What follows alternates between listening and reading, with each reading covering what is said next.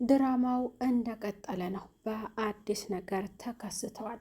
ሩታና አብርሽ ሁለቱ በአንድ ጋር ለመኖር ወስነዋል። ከጽጌ ጋርም አንድ ጋር በመሆን የገዛ ልጁን ሩታ አሳይተዋለች። ግን ደግሞ ከማሳየትም ባለፈ ለሱ ሰጥተዋለች። እሱ በጣም ደስተኛ ሆኖ ልጁን አቅፎታል።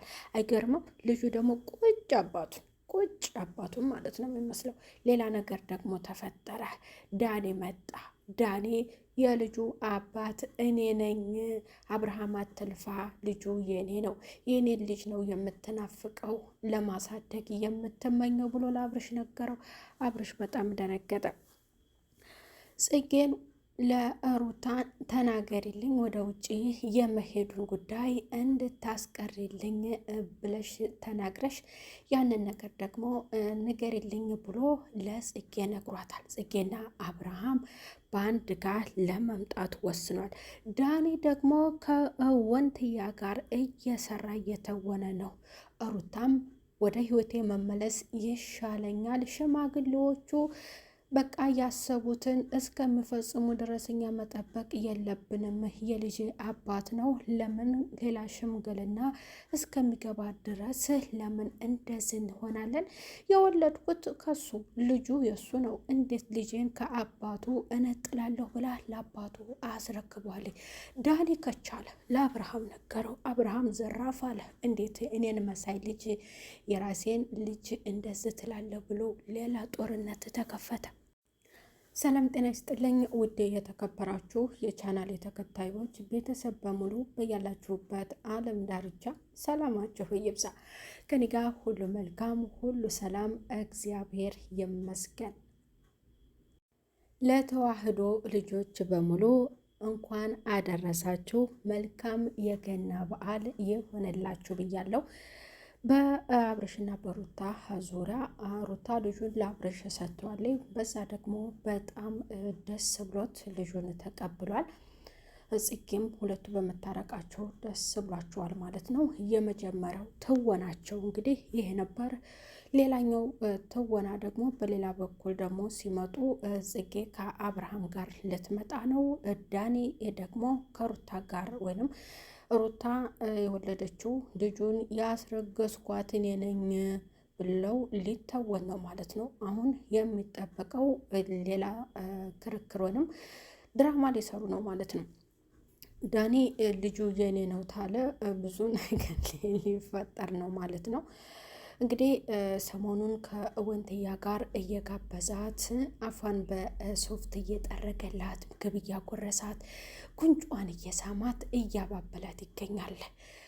አብርሃም ወደ ጽጌ ጋር ሄደው የሩታን ጉዞ እንድታስቀሪልኝ መከሪልኝ፣ እኔ እወዳታለሁ። በዙሪያ ያሉትም ማንኞቹም ስለ ጽጌ ስለ ሩታ እንዲናገሩብኝ አልፈልግም። የልጄ እናት ናት። ሽምግልና ሽማግሌዎች ተሰብስበዋልና ሽምግልና ሊመጣ ነው ወይም አባቴ አዘጋጅቷን ወደ ነሩታ ቤተሰቦች ጋር ሊልክ ነው። ግን እንደዚህ አይነት ነገር እስከሚፈጠር ድረስ እኛ ለምን ሁለታችን እንደተፋቀርን ለምን የእኛን ገበና ለሌላ ሰው አሳልፈን ወይንም ሌላ ሰው እንዲያውቅ ይደረጋል ብሎ አብርሃም ልጄን አሳይኝ፣ ይሄ ልጅ ያንቺ ብቻም ሳይሆን የኔም ነው፣ እኔም ልጨነቅለት፣ እኔም ልናፍቀው፣ አንቺ እንደምትሳሽለት ልክ እኔም እንደዚያው የእናትነት ፍቅርን ብቻ ሳይሆን የአባትነትንም ፍቅር ማግኘት አለበትና ልጁን ላየው ልጠይቀው በፈለጉ ሰዓት እችላለሁ ብሏል። ሄርሜላ ተቃጠለች። ሄርሜላ ድሮም ነግሬ ነበረ፣ አንተ ወደ እሷ መመለስ ነው ሀሳብህ፣ እኔን ልቤን ሰብረኸዋል ብላ በቤተሰቦቿም በጣም ውርደት ደርሶባታል። ጋሼ ምዝቶባታል። ጋሼ ሲጣርጓንቋታል ማለት ነው። ሁለተኛ ወደ ህይወታቸው እንዳትገባ አድርጓታል። ሩታዬ ደግሞ እንግዲህ ይቅርታውን አድርጋለት ልጁን ወደ አባቱ ጋር አሳይቷል ማለት ነው። ሽማግሌዎቹ አሁን ያንን ሽማግሌ ማለት ሽማግሌዎች የተዘጋጁት ሊወስኑ ሁለተኛ ትንፍሽ እንዳይሉ፣ ትንፍሽ የሰላችሁ ጸብ የሚባል ነገር እንዳይፈጠርና በህይወታቸው ሌላ ሰው እንዳይገባባቸው ነበረ የሩታን ቤተሰቦች እንደዛው የምንኮራበት በጣም ጠንካራ አማቻችን ነው። ለውም የጋሼ ልጅ ያንተ ልጅ እንዴት ልጅ እንደስ ልጃችንን ያደርጋል ብለው የነ ሩታ ወይም እናቷና አባቷ ተናግረዋል ማለት ነው። እነሱ ደግሞ እኛም እንዲህ አይነት ነገር እንግዲህ አልጠበቅን ነበረ። አይደለም የወለደ ሰው የተፋቀረም ሊለያይ አይችልም። ልጆቻችን ገና ብዙ እንጠብቃለን፣ ከዚህም በላይ ይሰራሉ። ግን የሰው ነገር ሰምተው እንዴት ለመለያየት ያስባሉ? ልጁስ ቢሆን እንዴት የእናትነትን ፍቅር ብቻ ይፈልጋል፣ የአባትነትን ፍቅር ማግኘት ይፈልጋል ብለው የእሷ ወላጆች ተናግረዋል ማለት ነው። ዳኒ ደግሞ ዘራፋል። ዳኒ ሙጭጭ ብሎ ልጁ የኔ ነው፣ ሩታ እውነቱን ታወጫለሽ፣ ልጁ ቁርጥ የኔ ነው፣ ስለዚህ ልጁ የኔ ነው አለ። አብርሃም በጣም ተናደደ። ሌላ ጦርነት እንግዲህ ሊፋለሙ ሊጣሉ ነው ማለት ነው። ዳኒ መጥቷል። ዳኒ ሁሉንም ነገር ሰምቻለሁ፣ እንዴት እንደዚህ የሰው ልጅ ይናፍቃል፣ እኔ ነኝ የዲኤንኤ ምርመራ ይመርመር፣ ካላመንከኝ ልጁ የኔ ነው ብሏል ዳኒ ልጁ የኔ ነው። ስለዚህ ጽጌ ደግሞ እንዴት እንደዚህ ልታደርግ ትችላለህ? ልጅ እኔን ነው ውለድ እያልኩ ሁልጊዜ እየጨቀጨኩ አልነበረም ወይ? ቆይ አሁን ትንሽ መስራት አለብን እያለህ አይደለም ወይ እንደዚህ ያደረከኝ? እኔስ ልጅ መውለድ እፈልግ አልነበር ወይ? እንዴት ከእሷ ትወልዳለህ እያለች እሷ ደግሞ ከዳኒ ጋር ሌላ ጦርነት ሊከፈት ነው። እሱ እንግዲህ በቃ ስለምወዳት ስለማፈቅራት ከእሷ ልጅ አንድ ላይ ዱብል አድርግ ብዬ በቃ ያን ጊዜ ጠጥተን ነበረ፣ ተመቻችን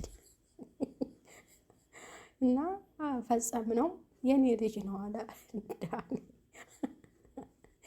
አብርሃም በጣም ተናዷል። በቃ እውነት ልጁ የዳኒ ከሆነ እኔ የተዋረድኩኝ እያለ ነው። ልጁ ማን ይመስላል?